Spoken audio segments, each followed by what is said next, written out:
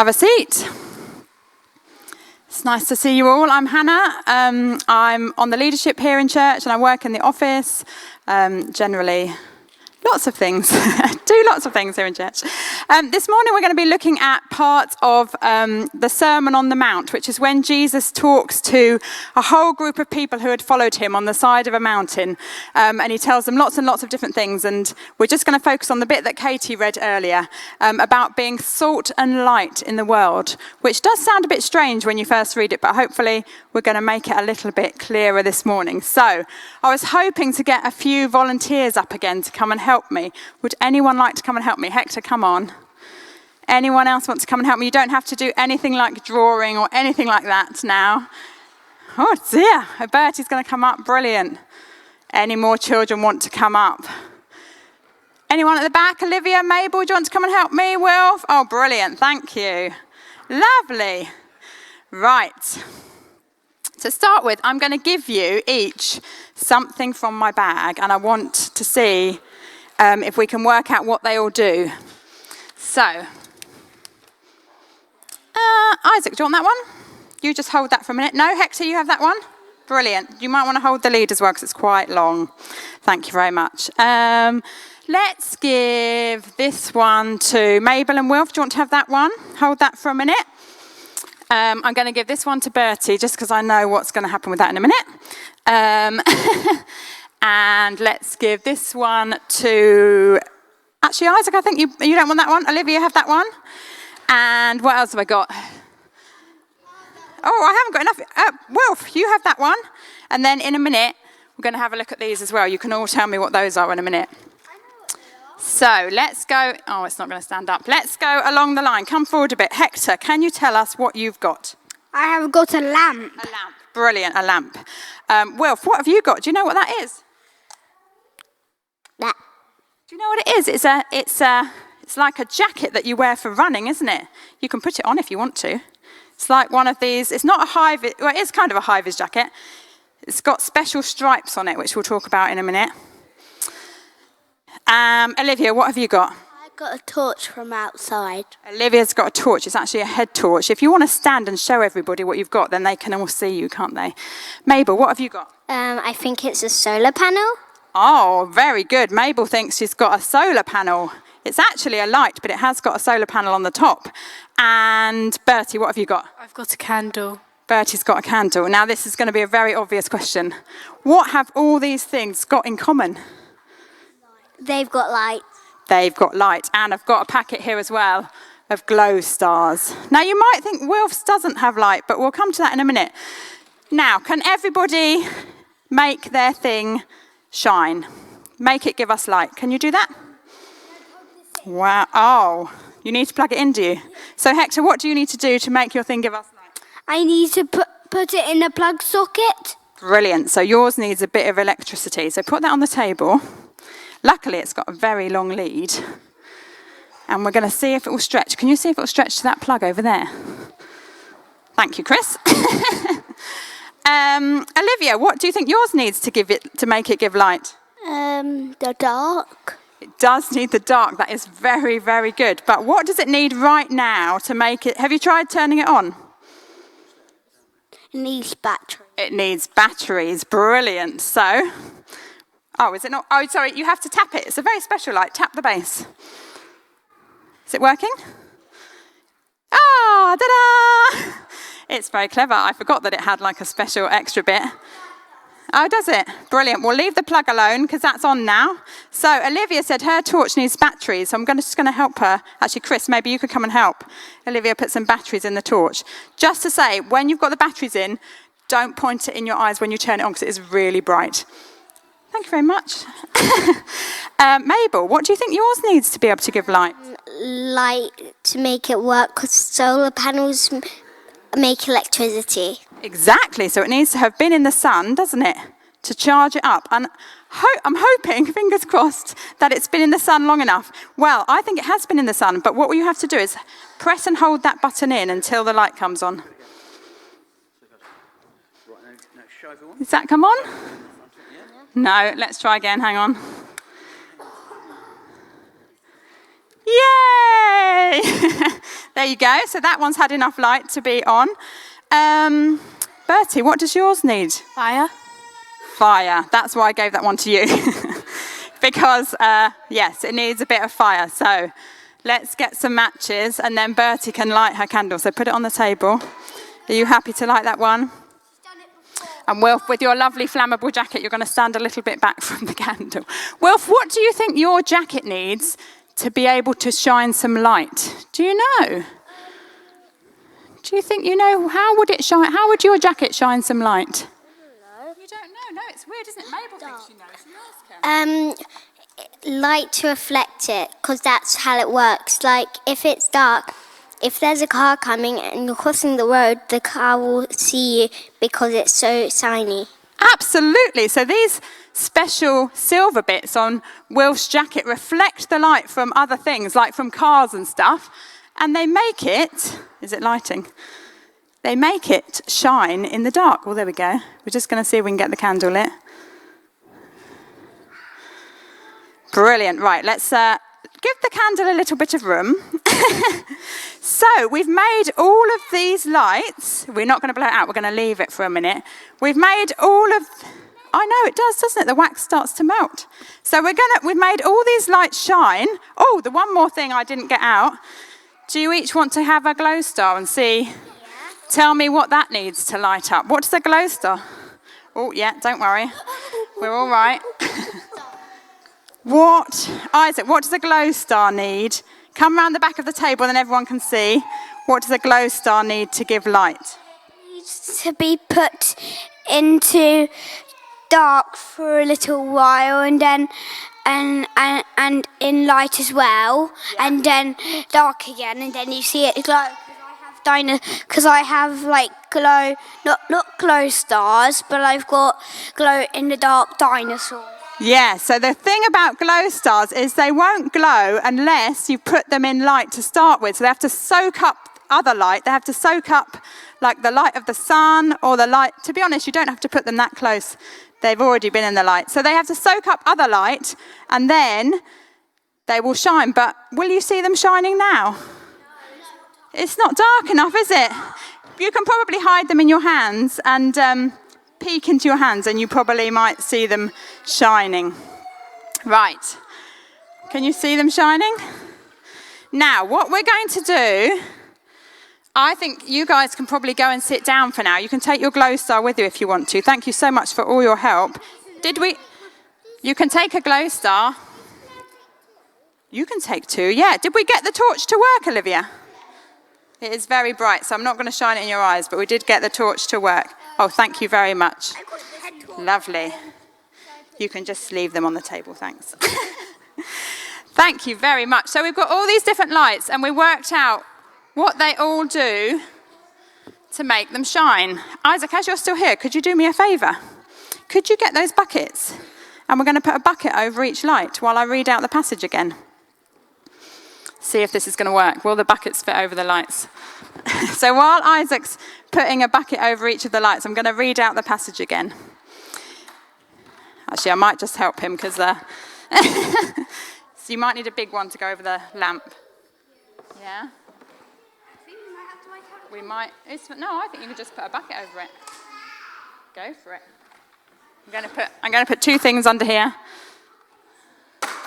I can see people thinking, "Oh, Hannah, what are you doing? This looks a bit dodgy." Oh no, that's not big enough.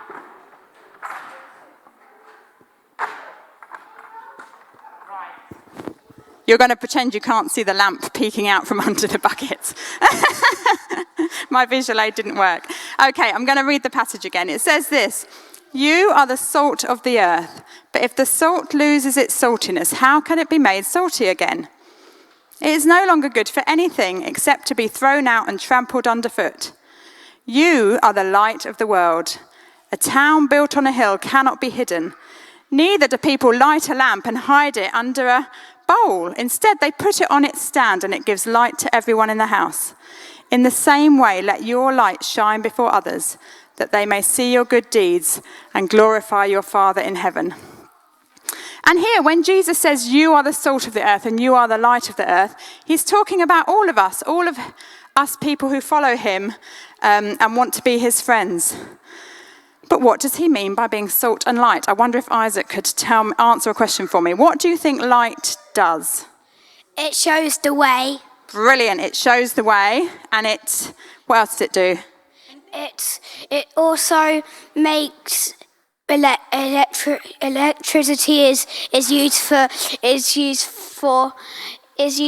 like seeing things in the dark. Yeah, exactly. It lights things up in the dark, doesn't it? Whenever we go into a dark room, we don't just leave it dark, do we? We turn on a light because we want to be able to see what's around us, and we want to be where there is light. So we turn on the light, and in the same way, we can shine God's light in the world, and people will see us and they'll be drawn to us because they'll see Jesus through us. Yeah, go on, one more thing. So, the light represents Jesus because the disciples follow him like light. Absolutely, Jesus is the one that's the main light, isn't he? And what about salt? Because it says not just that we're light in the world, but it says we're salt in the world. What does salt do? Do you know, Isaac? I feel like you're my only helper this morning. I wonder if anyone else can tell me what salt does. Does anyone else know what salt does? Preserves, yes, very good. I'm going to just run over here and ask Lucia because she thinks she's got an answer. What does salt do? Well, salt absorbs into water. Very good, yeah, it does. I hadn't thought of that. Yes, it does. It preserves. I heard someone else say it gives flavour. I think that's the main thing that Jesus is talking about here. It makes food taste better, doesn't it? And it's the same with us in the world. Hopefully, by being salt in the world, we're going to make the world a bit of a better place. So in the Bible passage, it says it's no good hiding our lights under buckets, is it? They're no good under there because they're not going to help us see anything. So Isaac, would you like to, Archer, help you very carefully take the buckets off the lights? I think I'll...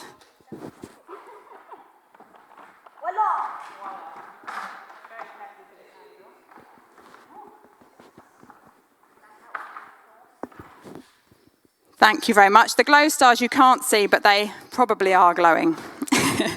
So just like it says in the passage, we need to not hide our lights under buckets. We need to be like that lighthouse that Isaac drew earlier, high up on a cliff for everyone to see so that people can see its light. Or even like, I don't know if you've thought about this, but when you, in a room like here in church, all the lights are up really high on the ceiling, aren't they? So that they light up the whole room. They don't just light up a little bit of it. Yeah, so they light up all the really dark corners. And the thing about light and salt, which I think one of you guys said earlier is about the glow stars, actually, they need to be in the darkness or they need to be in the food to make a difference. Like salt sitting in a salt shaker is not a lot of good, is it? It's not doing anything really. But when you mix the salt into the food, it actually makes it taste really nice. And the same with lights. Lights under buckets are no good. Oh, it can be a bit unhealthy, yes. We ought to give that health warning, salt, yes. And the same with lights, actually. These lights probably aren't shining as brightly as they could at the moment, or aren't showing up as much as they could, because the sun is really bright, and we're in a nice, bright room. But if they were in a really dark room, especially the glow stars, you'd see them really, really well. And I don't know about you, but if you look around the world at the moment, it does feel like a really dark place at the moment, doesn't it? There's lots of things to make people sad and worried and stressed, and that can make it feel like a dark place. But Jesus is saying that we can be the light in that dark place. We can be the salt in a world that needs a bit more flavour, and we can help to shine Jesus into that darkness. So what do you think, the last thing I want to ask is, what do you think that means for us in our everyday lives? How do we go out and actually be salt and light in Hybrooms, in our schools, in our workplaces? Has anyone got any ideas of what we could do on a day-to-day basis? Oh, I've got someone jumping up beside me. What do you think we could do, Isaac?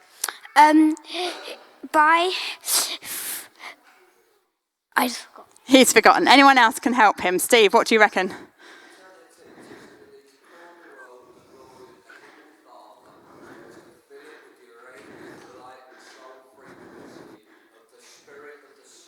Wow.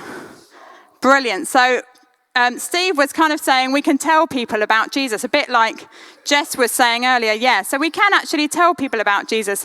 But what about, in the passage it said something about doing good deeds to glorify God. What are the kind of things you could do every day? Lucia, did you have an answer?